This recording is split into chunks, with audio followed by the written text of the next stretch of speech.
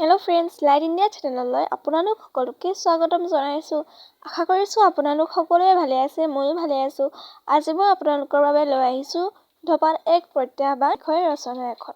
বৰকৃন্তে দেৰি নকৰাকৈ আজি ভিডিঅ'টোলৈ আগবাঢ়োঁ। ধপাত এক প্ৰত্যাহ্বান।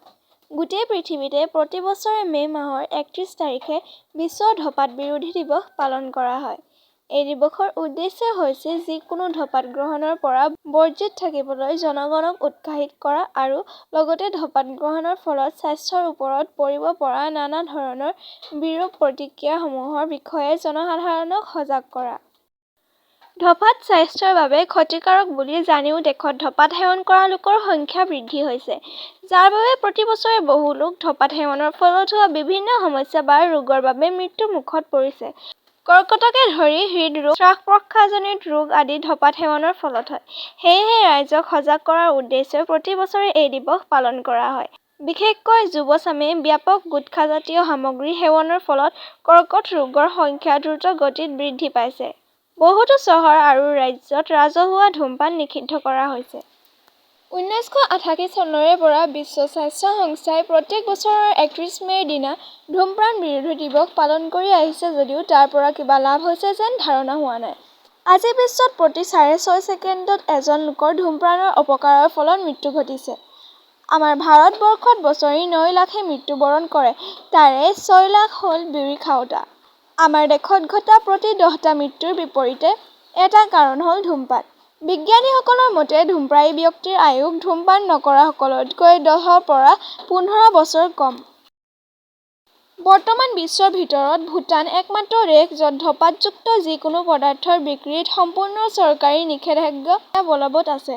আমাৰ দেশত ৰাজহুৱা স্থানত, বাছত, ৰেলত, অফিচত ধূমপান নিষেধৰ আইন আছে যদিও তাৰ প্ৰয়োগ বৰ শিথিল। বটানিকেল নাম হ'ল জেনাছ নিকোটিনানা।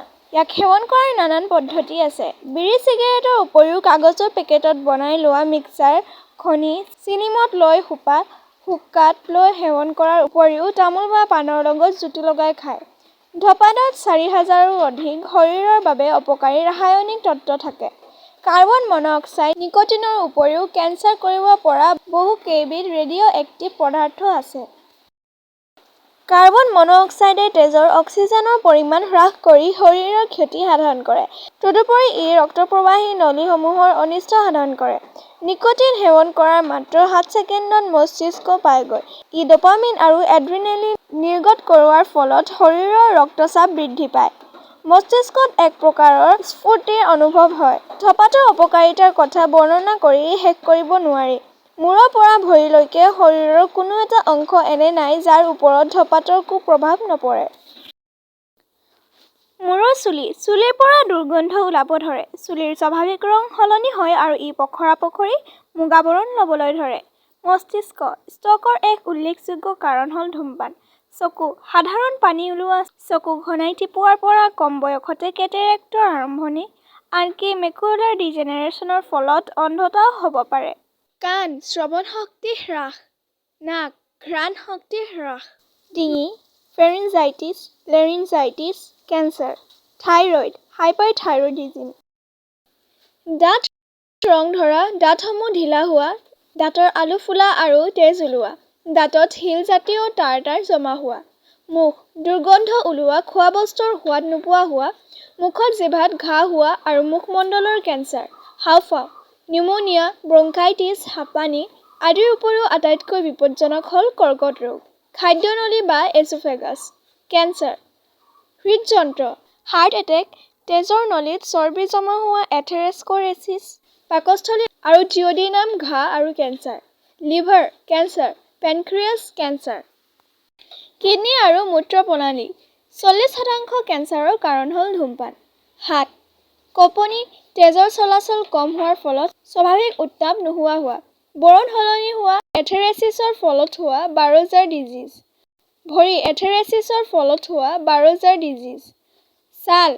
ৰং সলনি হোৱা, ছাল সুতুৰা-সুতুৰি হোৱা, কম বয়সতে বৃদ্ধ যেন লগা। নখ। স্বাভাৱিক ৰঙৰ সলনি, মুগা বৰণ লোৱা। তেজ। লিউকেমিয়া।